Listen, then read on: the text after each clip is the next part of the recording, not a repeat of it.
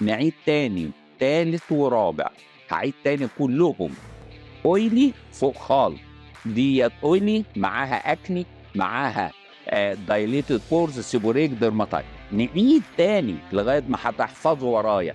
الدي اللي هي دراي اتوبيك او دراي اكوايرد مكتسبه، يبقى تاني كود نمبر اللي هو ده.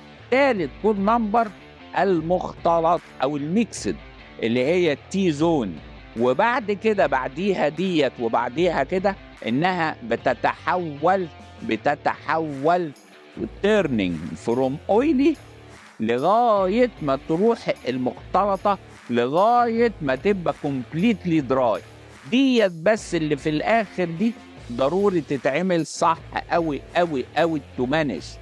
امتى اعرف، وده سؤال الاسئله، ان انا بستخدم برودكتس او منتجات لا تتناسب مع نوع جلدي؟ الاجابه بقى اللي جاي.